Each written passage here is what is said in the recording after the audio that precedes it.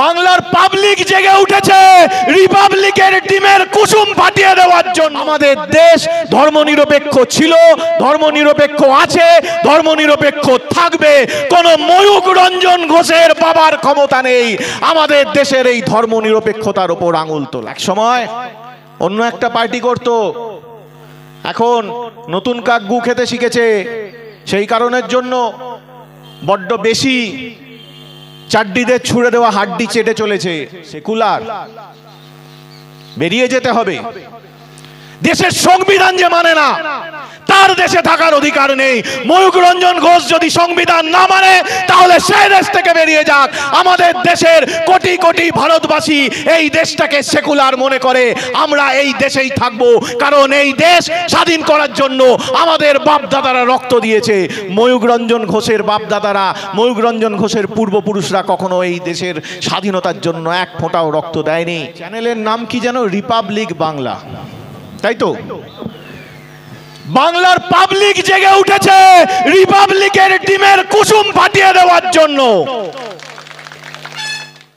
আমরা যারা হিন্দু রয়েছি, আপনারা আমার নাম শুনেই বুঝতে পাচ্ছেন আমি একজন হিন্দু, আমি একজন ধর্মপ্রাণ হিন্দু। প্রতিদিন পুজো করি।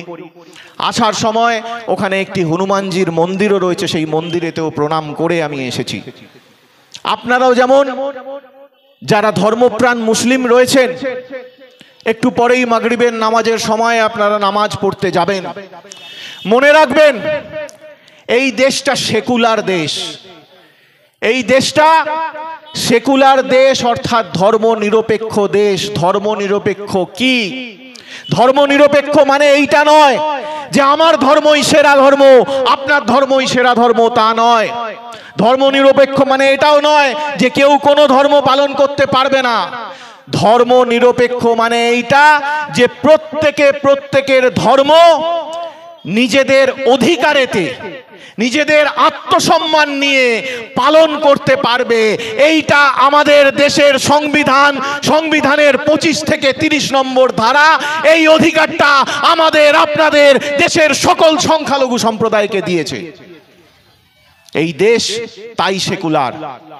প্রাক্তন প্রধানমন্ত্রী, আমার এর আগের একজন বক্তা বলেছেন, প্রাক্তন প্রধানমন্ত্রী অটল বিহারী বাজপেয়ী, এই নরেন্দ্র মোদী কোথা থেকে এলো, মানে সেই কোথা থেকে যে এই অটল বিহারী বাজপেয়ীর দলেতে এইরকম একজন লোক চলে এলো, ভাবতে অবাক লাগে। যে অটল বিহারী বাজপেয়ী বলেছিলেন हमारे देश सेकुलर थे, सेकुलर है और सेकुलर रहेगा।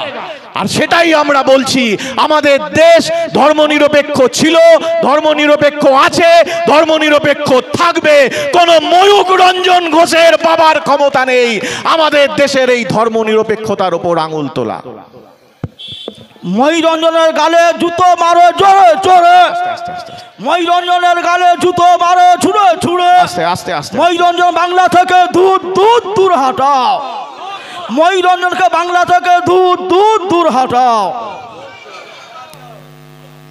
চ্যানেলের নাম কি যেন? রিপাবলিক বাংলা, তাই তো? বাংলার পাবলিক জেগে উঠেছে রিপাবলিকের ডিমের কুসুম ফাটিয়ে দেওয়ার জন্য। সেকুলার, বেরিয়ে যেতে হবে।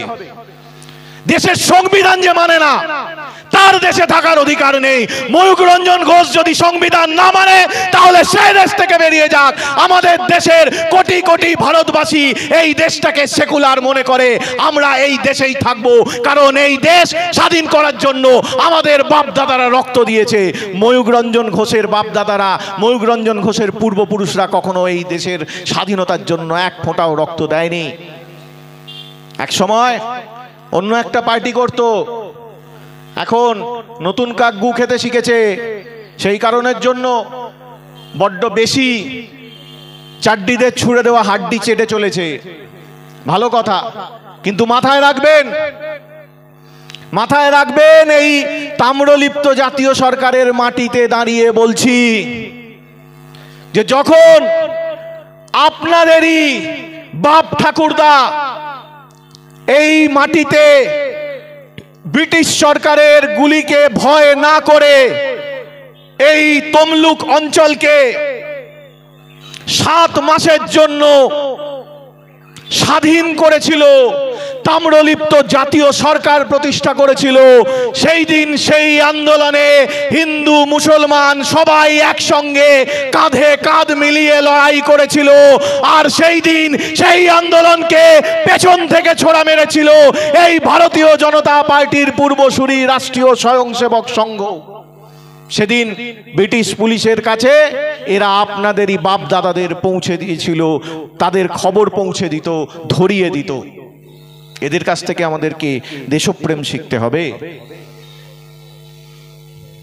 এরা আমাদের দেশপ্রেম শেখাতে আসবে। এরা বলছে যে মুসলিমদের ভালোর জন্য, মুসলিম গরিব মানুষদের ভালো করার জন্য তারা নাকি এই ওয়াকফ অ্যামেন্ডমেন্ট বিলটা এনেছে। খুব ভালো কথা।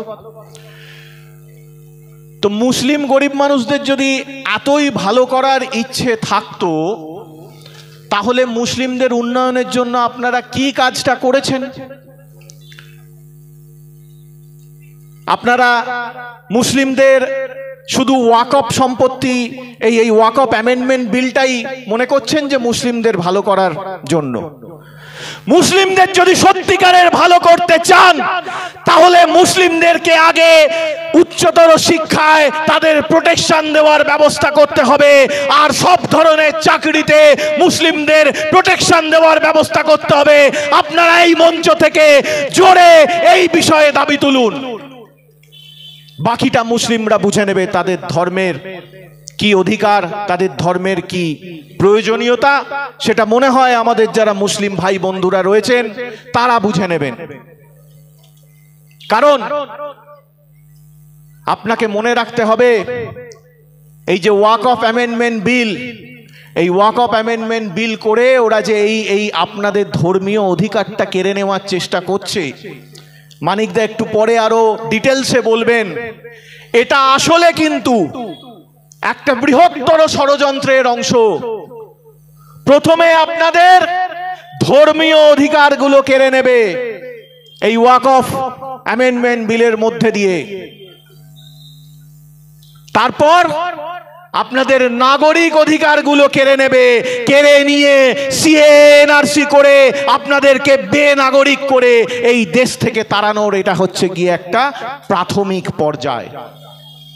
আজকেই আপনাদেরকে রুখে দাঁড়াতে হবে। কেউ বলতেই পারেন আইন তো হয়ে গেছে, তাহলে কি হবে আন্দোলন করে? বন্ধু, ইতিহাস সাক্ষী রয়েছে, আইন অনেক হয়েছে, কিন্তু সেই আইনও ফেরাতে বাধ্য করতে হবে। যেমন ভাবে আমাদের দেশের কৃষকরা নাওয়া নেই, খাওয়া নেই, দিন নেই, রাত নেই, শীত গ্রীষ্ম বর্ষা 2 বছর রাস্তায় পড়ে থেকে কৃষি আইন ফেরত করতে বাধ্য করেছিল।